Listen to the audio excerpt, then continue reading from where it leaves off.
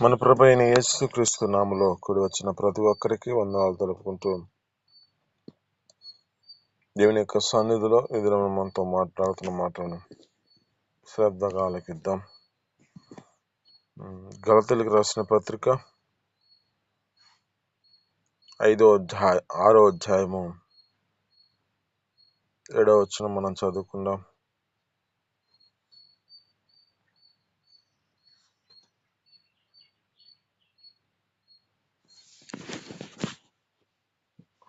గలతీయులకు రాసిన పత్రిక 6వ అధ్యాయము 7వ వచనం.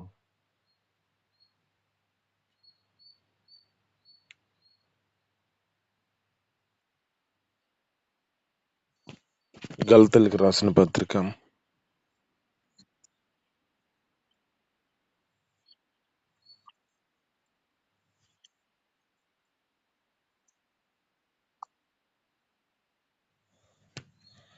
ఆమేన్, హల్లెలూయా. ఇక్కడ ఉన్న మాటలో జ్ఞాపకం చేసుకుంటే, మోసపోకుడి, మనుషులు ఏమి ఎత్తుతున్నారో దానినే కోస్తారంట. ఈ లేఖనాలు బట్టి జ్ఞాపకం చేసుకుంటే, మనిషి యొక్క జీవితంలో తమ యొక్క స్థితిని బట్టి అనుకుంటూ ఉన్నారు. మోసపరచిపోయేవారు, మోసించేవారు, మోసం చేయబడిన స్థితిలో ఉన్నవారి యొక్క జీవితాల్లో జ్ఞాపకం చేసుకుంటే, మనుష్యుడు ఏమి ఎత్తుతున్నాడో దానిని కోస్తున్నాడు అంటుంది.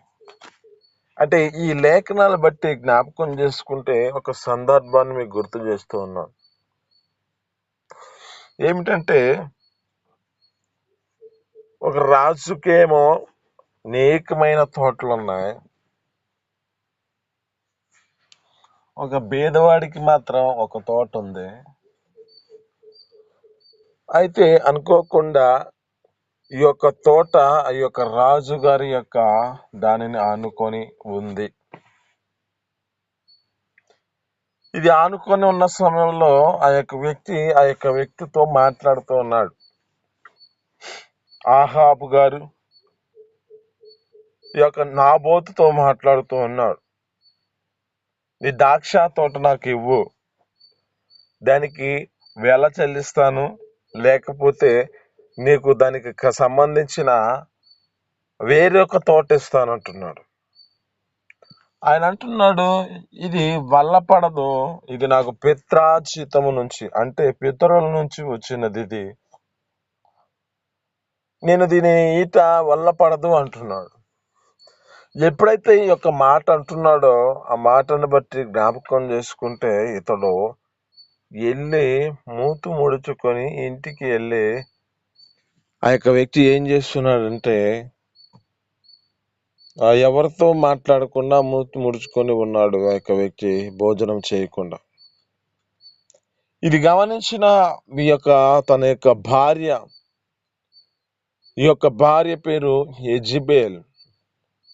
ఈ యొక్క యెజబెలు ఏం చేస్తుందంటే, ఆ యొక్క వ్యక్తి చూస్తున్న పరిస్థితిని గుర్తు చేసుకొని, ఏమైందయ్యా నీకు అని చెప్పి ఆ మాట్లాడుతూ ఉన్న స్థితిని బట్టి ఆయన అంతా సమాచారం చెప్పాడు. నేను పలానా తోట కావాలని అడిగాను, అది వల్లపడదు అని చెప్పాడు.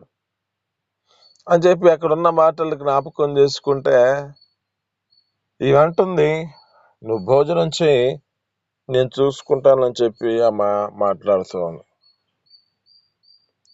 ఆ మాట్లాడుతున్న స్థితిని బట్టి జ్ఞాపకం చేసుకుంటే, ఆమె ఏం చేసింది గుర్తు చేసుకుంటే, అక్కడ ఆమె ఏం చేసిందంటే, ఇద్దరు పనికి మాలిన వ్యక్తులను ఎన్నుకున్నది.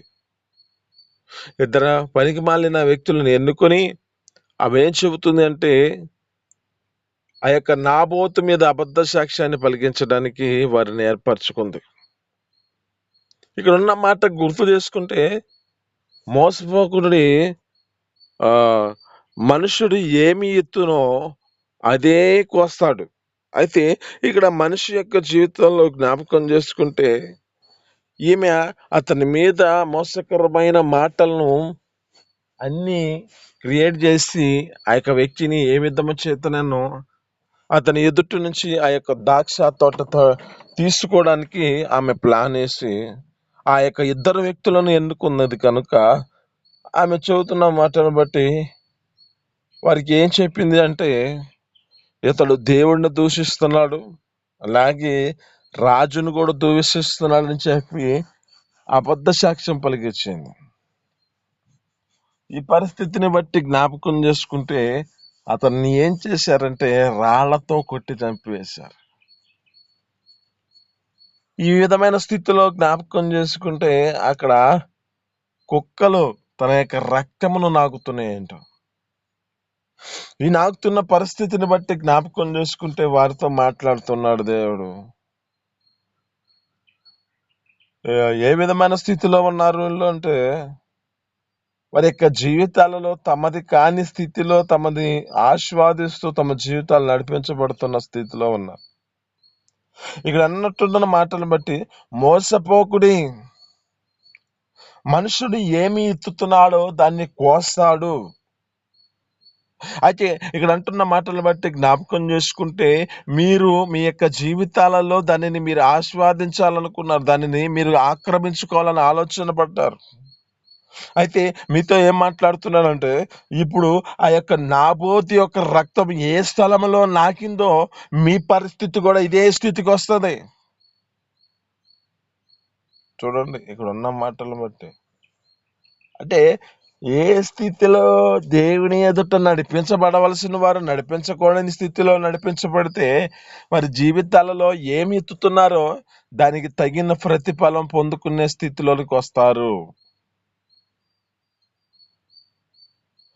ఇక్కడ అన్న మాటలు బట్టి జ్ఞాపకం చేసుకుంటే ఈమె యొక్క జీవితం ఏ స్థితికి తీసుకొచ్చింది ఆ యొక్క దేవుని యొక్క సన్నిధిలో జ్ఞాపకం చేసుకుంటే, ఈ బైబిల్లో సెలవిస్తున్న మాటలను బట్టి హృదయ ప్రేరేపణ బట్టి ఈ యొక్క హృదయ ప్రేరేపణ బట్టి ఈ యొక్క మనసును తిప్పుకున్న వంటి వాడు ఎవడూ లేడంటుంది. అంటే ఆహాబు వంటి వాడు ఎవడూ లేడంటుంది.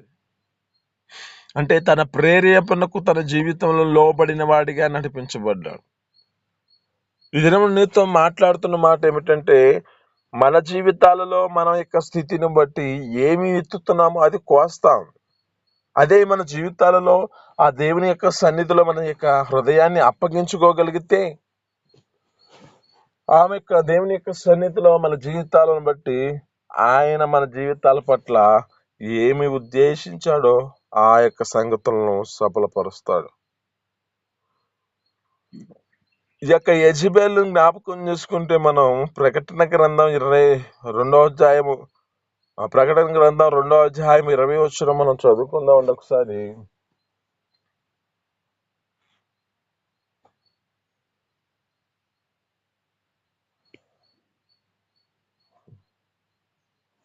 చదవండి తొందరగా. ప్రకటన గ్రంథం 2వ అధ్యాయం 20 వచనం.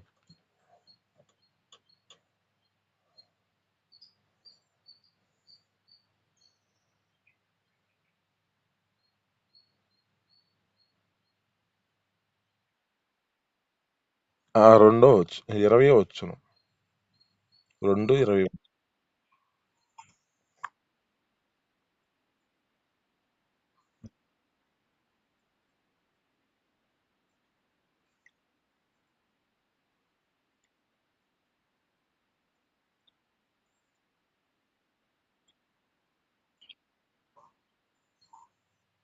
చదవండి ఇంకా.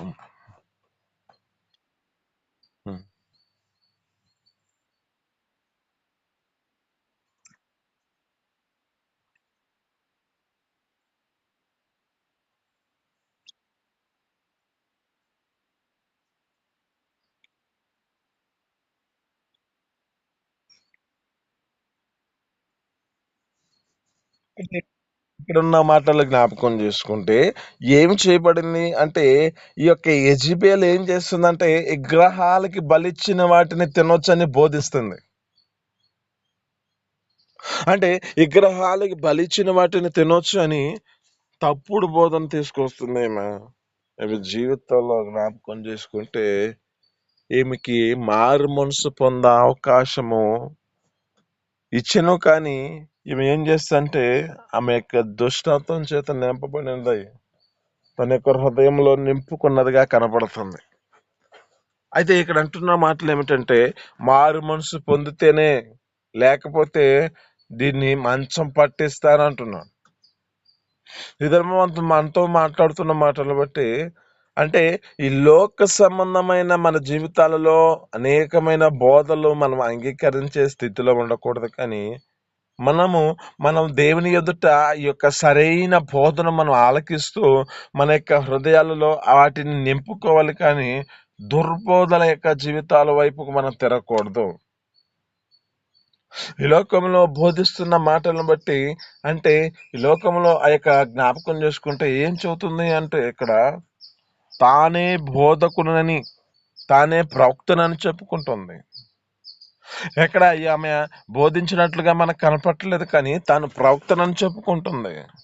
ఆ యొక్క యెజబెల్ని జ్ఞాపకం చేసుకుంటే ఆమె చేస్తున్న పని ఏమిటి అంటే ఆమె యొక్క జీవితంలో జ్ఞాపకం చేసుకుంటే అన్యాయముగా ఒకరి మీద నింద మోపి ఆ యొక్క వ్యక్తిని మరణానికి అప్పగించిన స్థితిలో కనబడుతుంది. ఆ విధమైన స్థితిలో ఉంది ఆమె. అలాంటి స్థితికి వచ్చిన ఆమె ఇక్కడ నేను ప్రవక్తనే అని చెప్పుకుంటుంది. దేవుడు నీతో మాట్లాడుతున్న మాటలను బట్టి మన జీవితాలలో మన యొక్క స్థితిని బట్టి దేవునికి అప్పగించుకోవాలి. కానీ మన యొక్క జీవితాలలో గొప్పవారిగా ఏదో మన జీవితాలలో బట్టి మన యొక్క స్థితిని బట్టి మా యొక్క జీవితాలలో మేము పరిశుద్ధులు అనే స్థితిలో మన జీవితాలు ఉండకూడదు. కానీ ప్రతి విషయంలో మనం దేవుని సన్నిధిలో అప్పగించుకునేవారుగా మార్చబడాలి. ఆ దేవుని యొక్క సన్నిధికి అప్పగించుకుంటూ మన ఆలోచనలు కాదు. ఇక్కడ ఉన్న మాటలు జ్ఞాపకం చేసుకుంటే ఒక మాట, జ్ఞానము కలిగిన స్త్రీ ఏం చేస్తుంది అంటే తన ఇంటిని కట్టుకుంటుంది. 3 రాళ్ళు ఏం చేస్తుంది, తన ఇంటిని ఓడబెరుక్కుంటుంది అంటుంది. అంటే ఈమె ఏం చేయాలి, జ్ఞానము కలిగి దేవుని సన్నిధిలో ప్రార్థించే వ్యక్తిగా మార్చబడితే దేవుడు అక్కడ గొప్ప అద్భుతాన్ని జరిగించేవాడు. కానీ ఈమె జీవితంలో ఏం చేసింది, ఈమెకున్న అధికారాన్ని బట్టి, ఈమెకున్న ఆ యొక్క అధికార గర్వమును బట్టి దేవుని యొక్క సన్నిధిలో అబద్ధ సాక్ష్యం పలికిస్తుంది. ఎవరు ఈమె యొక్క జీవితాల్లో జ్ఞాపకం చేసుకుంటే మరి ఆ ప్రజలను నడిపించే వ్యక్తి కదా ఆహాబు. మరి ఆయన కన్నా తన యొక్క జ్ఞానము పొందుకొని దేవుని ఎదుట తన జీవితంలో దేవునికి అప్పగించుకుంటూ అయా ఈ యొక్క స్థలం నాకు కావాలి అని ప్రార్థించేవారుగా ఉండాలి. కానీ ఆ యొక్క లోక సంబంధంగా తమ యొక్క జీవితాల్లో ఆలోచించి నాకు ఆ స్థలం కావాలి అని ఆలోచన చేత నడిపించబడుతూ అనేకమైన లోక సంబంధమైన కార్యక్రమాలలో మునిగి ఆ లోక సంబంధంగా వాటిని సంపాదించుకుంటే తర్వాత తన పరిమాణం వేరుగా ఉంటుంది. కాబట్టి ఏమంటున్నాడంటే మోసపోకుడి,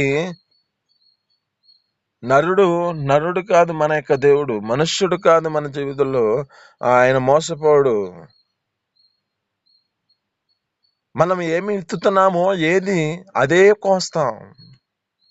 ఇదేమన్నా నీతో మాట్లాడుతున్న మాటలు బట్టి నీ యొక్క జీవితంలో తప్పుడు బోధకి నీ జీవితాన్ని అప్పగించుకుంటున్న స్థితిలో ఉన్నావేమో, తప్పుడు మార్గానికి నడిపించబడే స్థితిలో నీ జీవితం ఉన్నదేమో, అన్యాయముగా ఒకని యొద్ద నువ్వు సంపాదించుకోవాలని ఆలోచన చేత నడిపించబడుతున్న స్థితి ఏమైనా ఉందేమో, దేవుడు ఇదేమో నీతో మాట్లాడుతున్న మాటను బట్టి నీ జీవితంలో నీ యొక్క స్థితిని బట్టి నీవు ఏమి ఎత్తుతున్నావో అది కోస్తావు. కనుక నీ జీవితాన్ని ఆ దేవుని ఎదుట సరైనదిగా ఉన్నదో లేదో గ్రహించు.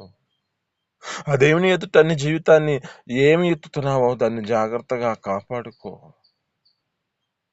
మనకు తెలిసిన యొక్క మాటలే అనేకమైన మాటలను జ్ఞాపకం చేసుకుంటే, ఉదాహరణకి హృదయంలో మాత్రమే ఉంది అనుకోవడం అంటే బయటకు చేయకపోయిన మనసులో పాపాన్ని ఆస్వాదించిన, ఊహల్లో పాపాన్ని పెంచుకున్న జీవితంలో తన యొక్క స్థితిని బట్టి, కనపడిన స్థితిలో తన జీవితాన్ని దాచుకున్న పరిస్థితిని బట్టి తన యొక్క పరిమాణం ఎలాంటి స్థితికి వెళ్ళింది. దావీదు గారి యొక్క జీవితంలో తను చేసింది రహస్యమే, కానీ తను చేసిన పాపానికి తన కుటుంబమే అందరూ శాపగ్రస్తమైన పరిస్థితికి వచ్చింది.